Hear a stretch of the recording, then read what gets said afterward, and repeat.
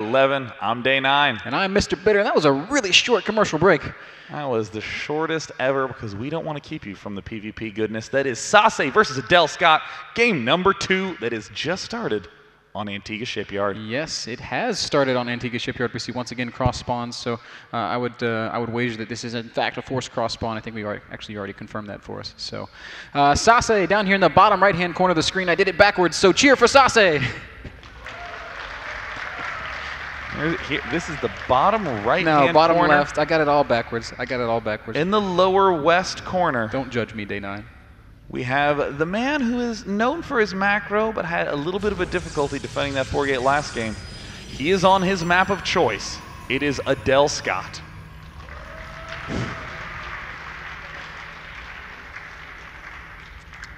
All right, so here we go again, and I just cannot wait to see how these guys play this one out.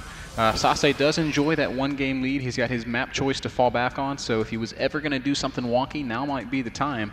But you know he's already 4-gated once, so what is it going to be? Looks like Sase is just double-checking to make sure no crazy cannon rushes are coming up. Anytime there is a restriction on starting positions, players will begin doing more and more risky, goofy antics. And the important thing is not to give it up to the coin flip, but instead to just be a little bit extra cautious. Yeah. Just breezing through that smoke. Yeah, forced cross spawn makes it essentially a 2-player map, so these guys are going to know exactly where their opponent is, but no craziness happening here. We don't see any forges going down or any proxy gateways or anything like that, so already shaping up to be a pretty normal game. Continued chrono boost on those workers. I really like this common tactic players are doing, which is rather than snatch a probe from mining and tell it to build the building, you just re-rally the probes. We even see the re-rally on the assimilator. It helps make things a little bit more clean, gets you 15, 20 extra minerals here and there, and again, if you do that enough in the early game, that can add up to like an extra gateway later on that you may have not have known you could afford. Yeah. We already see Sase saving up quite a bit of chrono boost. I think he chrono boosted probes 1 time. Wow. And after that, it's just been normal probe production and saving and saving and saving. So there's actually, now he's going to chrono boost again. What a jerk. That's a very oddly timed delay chrono boost. That I do think was the fact that he came in, saw that his opponent had done an extra chrono boost and said, oh hey, I want to catch up to you in probes too, and just slammed out another chrono on the Nexus. Second gas also down for Adel. This could be a defensive gas. This could be him saying, ooh, there's a probe in my base, better make sure he doesn't gas steal me. Getting that gas stolen is such a nuisance. Limits your ability to tech up and almost forces 4-gate in some situations. Now it looks like Sase sending out his very first Zell, likely to go control that center Zell Naga watchtower.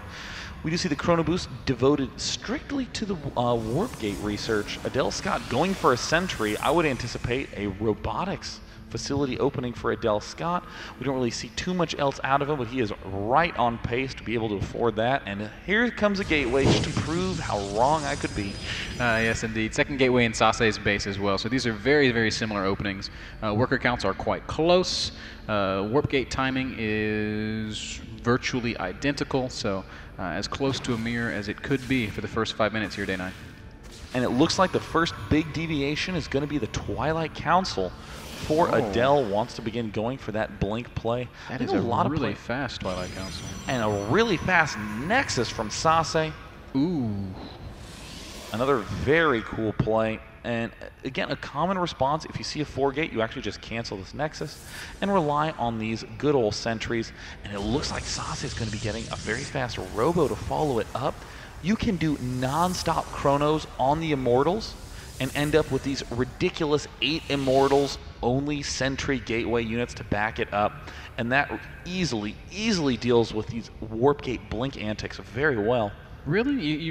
God, it just feels like Sase is doing so much at once. He's gone Nexus and Robo, and you know, Adelscott, I just feel like he's going to have so many units in, well, he's going to throw down a Robo as well, so he's still just going to pump off of 2 gates.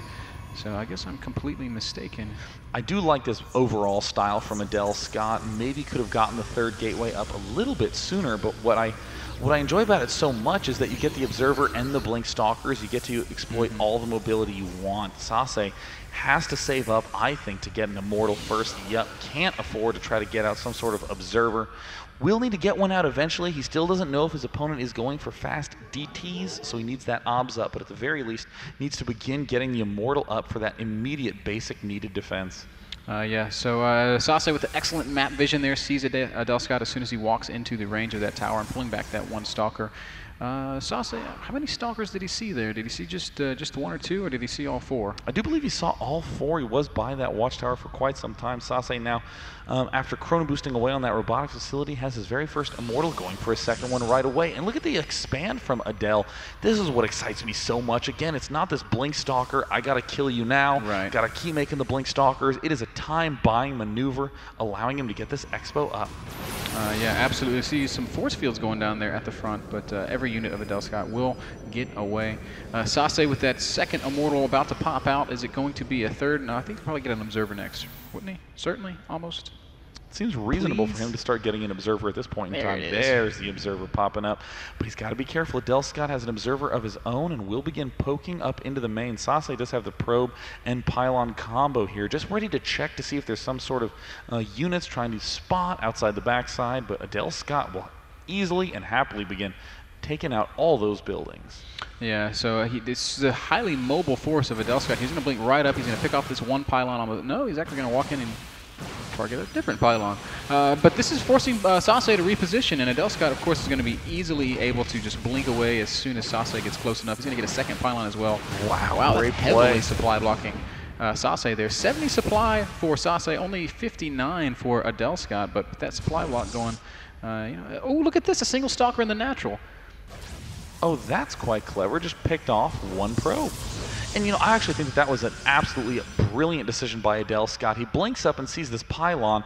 That pylon is a sitting duck. That's guaranteed to die. It's even in range of the low ground. So first he pokes in to kill off something else that he might not be guaranteed to kill from the low ground. And in the end, I think Adelscott did come out a little bit ahead, even though Sase has a higher food count. Oh, Sase.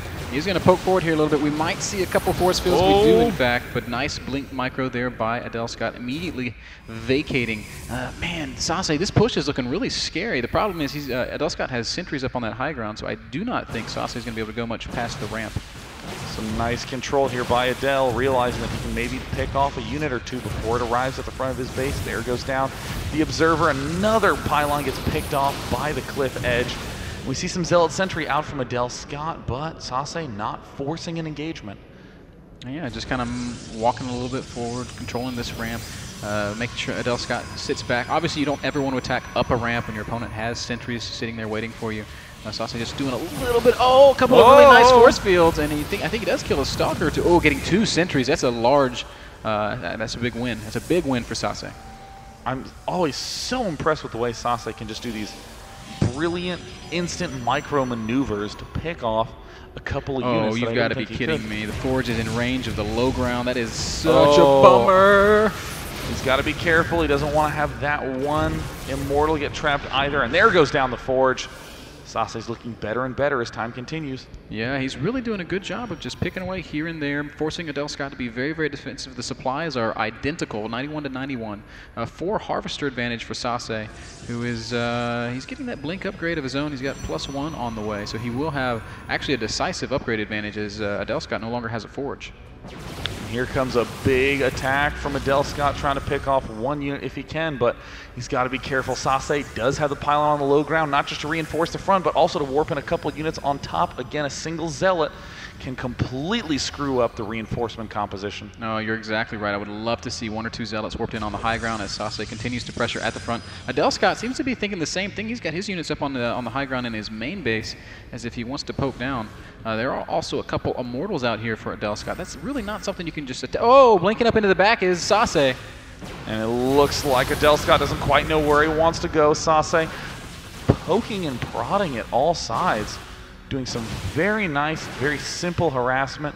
He's going to go ahead and blink out for a retreat. I do think Adelscott may pick off that pylon, but again, you got to be really careful about positioning poorly. The front is looking very vulnerable. None of those units can blink away. Oh no! And the sentries are going to get obliterated. Oh my gosh, and there's still an opening there, so Sase just able to walk right back. He doesn't even have to blink. You know, all the little moves that Sase is making right now are just pulling him a little bit further and further ahead. We see the third base going up now, and he is continuing to just work on Adelscott and just... Oh, the Immortals get caught a little bit off guard, and Adelscott is unable to put the finishing blow on that Immortal, and it looks like another set of force fields will go down. They're trying to... What a force field war here. Yeah, both players letting the other guy know, I have energy and I'm willing to use it. Sase going to blink up with about 4 more Stalkers. He's going to try to pick off a couple probes here. Just shift-clicking on those probes and getting 2, 3, 4 probe kills. Adelscott does come back, and Sase realizing and push at the front at the same time, and not a whole lot of energy left on Adelscott's sentries. Forces him to...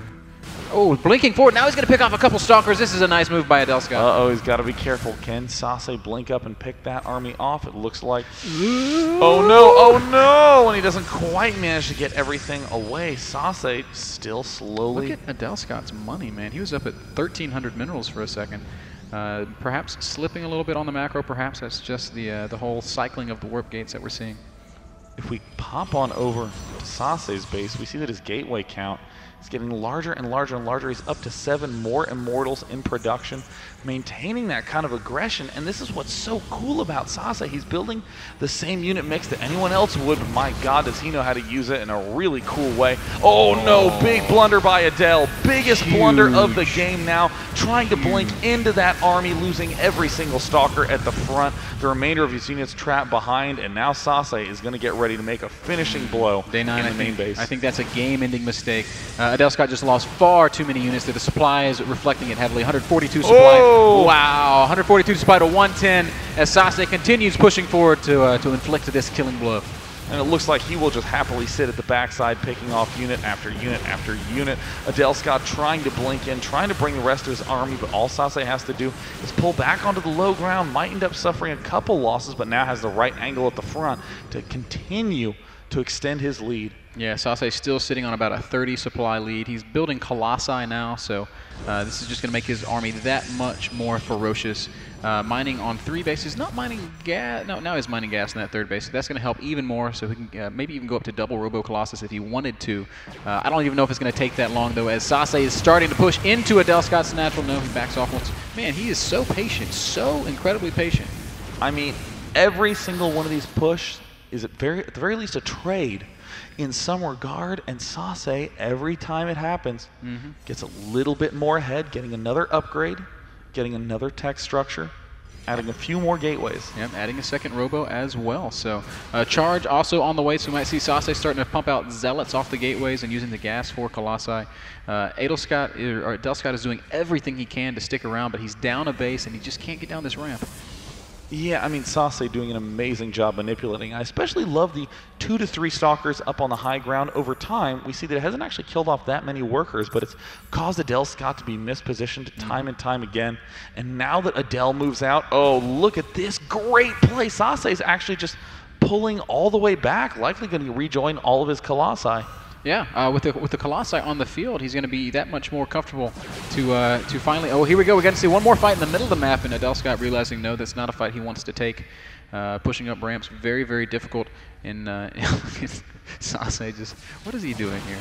Oh, Sase trying to make sure all his Zealots can stay in the front lines. We see... Oh, I see what you're referring to.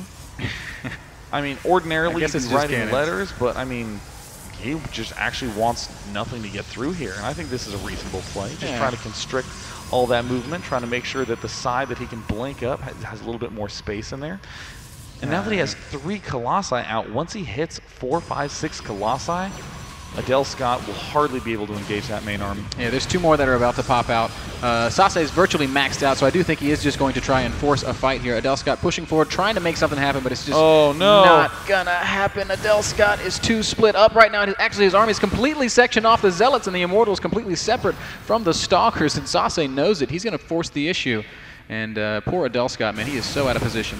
Oh, and there's the blink up to engage the army. We see the remainder of the ground forces of Adelscott do manage to join, but I do not think it will be enough. Oh, the blink forward by Sase, the blink retreat by Adelscott, and the Colossus on the backside, amazingly getting blindsided by a whole bunch of Immortals and Zealots. Adelscott doing a brilliant job microing in this very odd battle, but the Stalker count is much too high for Sase. Yeah, really, Adelscott made that surprisingly close, as it was a maxed army against about 130 supply army. But at the end of the day, Sase just had way too much, and he has crushed through Adelscott. We do see and there's Adelscott a good game. Blinks forward one more time before tapping it out. Sase,